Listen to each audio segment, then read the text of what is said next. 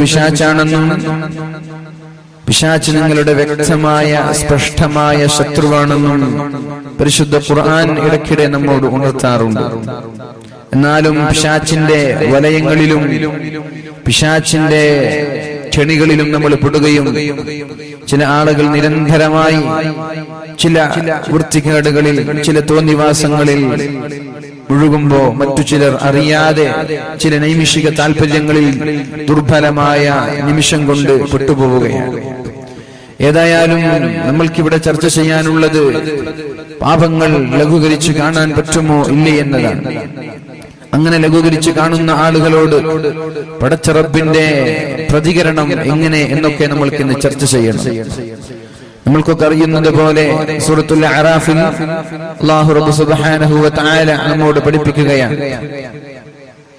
وَلَقَدْ خَلَقْنَاكُمْ ثُمَّ صَوَّرْنَاكُمْ ثُمَّ قُلْنَا لِلْمَلَائِكَةِ اسْجُدُوا لِآدَمَ فَسَجَدُوا إِلَّا إِبْلِيسَ لَمْ يَكُنْ مِنَ السَّاجِدِينَ قال ما منعك ألا تسجد إذ أمرتك قال أنا خير منه خلقتني من نار وخلقته من طين. الله رب سبحانه وتعالى മഹാനായ ആദം നബി അലൈഹിസ്സലാമിന്റെ മുമ്പിൽ സാഷ്ടാംഗം ചെയ്യുവാൻ മലക്കുകളോട് കൽപ്പിച്ചപ്പോഴാണ് ഇബ്ലീസ് വിസമ്മതിച്ചു പോയത്. എന്തേ നീ സുജൂദ് ചെയ്യാത്തത്? ഇബ്ലീസ് പറഞ്ഞു, എന്നെക്കാളും മോശക്കാരനായ ഒരാൾ, എന്റെ അത്ര പവിത്രതയില്ലാത്ത ഒരാൾ, എന്നോട് കമ്പയർ ചെയ്യാൻ പറ്റാത്ത ഒരാൾ, അയാളുടെ മുമ്പിൽ ഞാൻ സുജൂദ് ചെയ്യുകയോ? ഫഹ്ബിതു മിൻഹാ ഫമാ യകൂനു ലക അൻ തതകബ്ബറ ഫീഹാ. അഹങ്കരിക്കാനുള്ള സ്ഥലമല്ല സ്വർഗം, സ്വർഗത്തിൽ നിന്ന് ഇറങ്ങിപ്പോയിക്കോ എന്ന് അല്ലാഹു ഈ ഒരു അഹങ്കാരം കാരണം പിശാചിനോട് പറയുമ്പോഴാണ് സർവശക്തനായ റബ്ബിനോട് ഒരു വരം ചോദിക്കുന്നത്. റബ്ബി അൻളിനി ഇലാ യൗമി യുബഅസൂൻ. അല്ലാഹുവേ, സ്വർഗത്തിന്റെ സുഖങ്ങളിൽ നിന്ന് നീ എന്നെ ആട്ടിയോടിച്ചപ്പോൾ എനിക്കത് പ്രശ്നമല്ല, എനിക്കതൊന്നും കുഴപ്പമില്ല. പക്ഷേ ഖിയാമത്ത് നാൾ വരെ ജീവിക്കുവാൻ എനിക്ക് അവസരം തരണം. ഇന്നക മിനൽ മുൻദരീൻ. قال فبما أغويتني لأقعدن لهم صراطك المستقيم. എന്നെ വഴിപിഴപ്പിക്കാൻ കാരണക്കാരായ മനുഷ്യരെ ഞാൻ വഴികേടിലേക്ക് നയിക്കുമെന്ന് പടച്ചറപ്പിനോട് ഒരു അവകാശം, പടച്ചറപ്പിനോട് ഒരു വരം ചോദിച്ചു വാങ്ങുകയാണ്.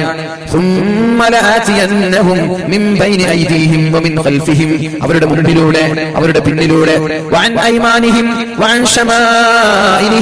അവരുടെ ഇടതുഭാഗത്തുകൂടെ, അവരുടെ വലതുഭാഗത്തുകൂടെ ഞാൻ അവരെ വഴിപിഴപ്പിക്കാൻ വേണ്ടി കടന്നു വരും എന്ന് പറഞ്ഞാൽ ഒരു സ്ഥലം പോലും ഒഴിവാവാതെ, ഒരു സ്ഥലം പോലും ഒഴിവാക്കാതെ സകലമായ സ്ഥലങ്ങളിലും മനുഷ്യന്മാരെ വഴികേടിലേക്ക് നയിക്കാൻ വേണ്ടി പിശാച് കിണഞ്ഞ് പരിശ്രമിച്ചുകൊണ്ടിരിക്കുമെന്ന് അല്ലാഹുവിനോട് പറയുമ്പോഴാണ് അല്ലാഹു പറയുന്നത്,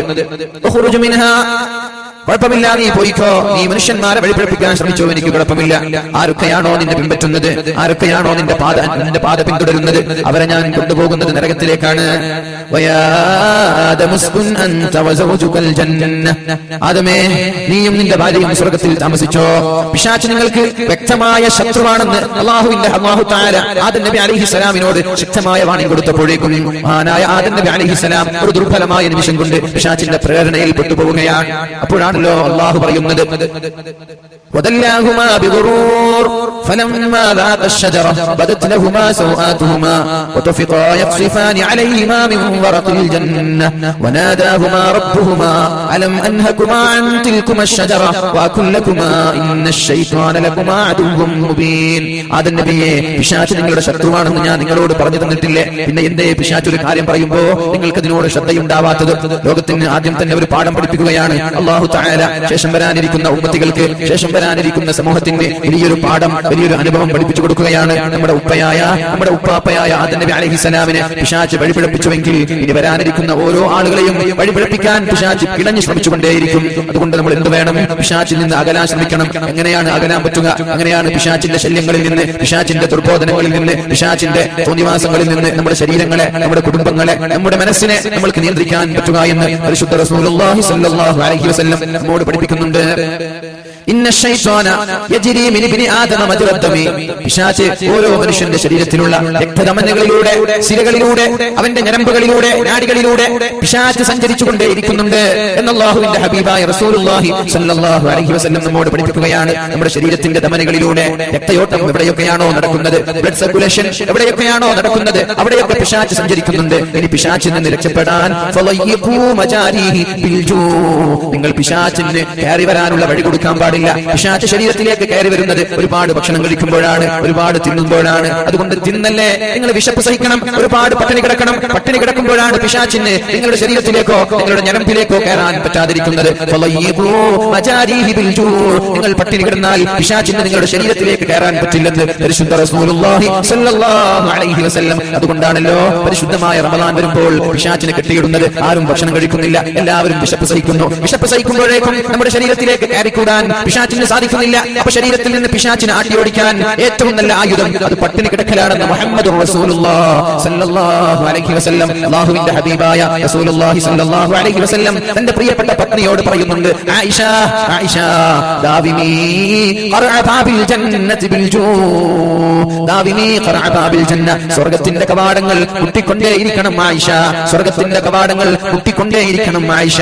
ആയിഷ ബീവി ചോദിച്ചു, യാ റസൂലല്ലാഹ്, എങ്ങനെയാണ് സ്വർഗ്ഗത്തിന്റെ വാതിൽ മുട്ടുക? ഇത് മുട്ടുകയും തുറക്കപ്പെടുമെന്ന് പറയുന്നത് പോലെ തുറക്കപ്പെടുന്ന വാതിലല്ലോ, എങ്ങനെയാണ് ഇത് തുറക്കപ്പെടുന്നത്? അപ്പോഴാണ് അല്ലാഹുവിന്റെ ഹബീബ് പറഞ്ഞത്, ബിൽ ജൂ, ഒരുപാട് പട്ടിണി കിടക്കുമ്പോ, ഒരുപാട് വിശപ്പ് സഹിക്കുമ്പോ സ്വർഗ്ഗത്തിലേക്കുള്ള എളുപ്പവഴി നിനക്ക് ലഭിക്കാമെന്ന് അല്ലാഹുവിന്റെ റസൂൽ സല്ലല്ലാഹു അലൈഹി വസല്ലം ആയിഷ ബീവി റളിയല്ലാഹു അൻഹയോട് പഠിപ്പിക്കുകയാണ്. അതുകൊണ്ടാണ് റഅയ്തുൽ ഹിലാൽ തുമ്മൽ ഹിലാൽ തുമ്മൽ ഹിലാൽ, ഒന്നാമത്തെ ചന്ദ്രനെ കണ്ടു, രണ്ടാമത്തെ ചന്ദ്രനെ കണ്ടു. 3 മാസമായി അല്ലാഹുവിന്റെ ഹബീബിന്റെ വീട്ടിൽ അടുപ്പത്ത് തീ പുകഞ്ഞിട്ടില്ല എന്ന് പറഞ്ഞത് പിശാചിനെ ശരീരത്തിൽ നിന്ന് അകറ്റാൻ വേണ്ടിയാണ്. വെറുതെയല്ല.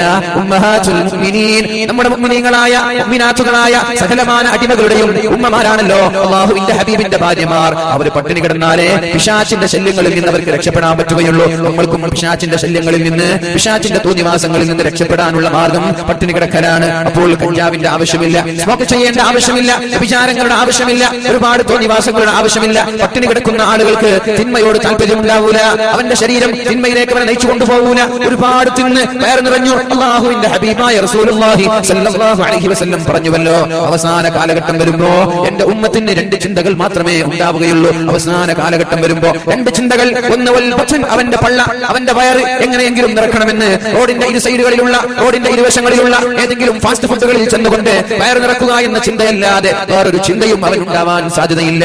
അതേപോലെ വൽ ഫർജു, ഗുഹ്യസ്ഥാനം, അവന്റെ വികാരങ്ങൾ പൂർത്തീകരിക്കണം. അവന്റെ ഗുഹ്യാവയവങ്ങൾ ഹറാമെന്നില്ല, ഹലാലെന്നില്ല, എവിടെയാണ് ലഭിക്കുന്നത് അവിടെ പോയി അവന്റെ വികാരങ്ങൾ ശമിപ്പിക്കണം. അങ്ങനെ കയറ്റിന്റെയും ശരീരത്തിന്റെയും വികാരങ്ങളെ ഹറാമോ ഹലാലോ നോക്കാതെ ശമിപ്പിക്കുന്ന ഒരു കാലം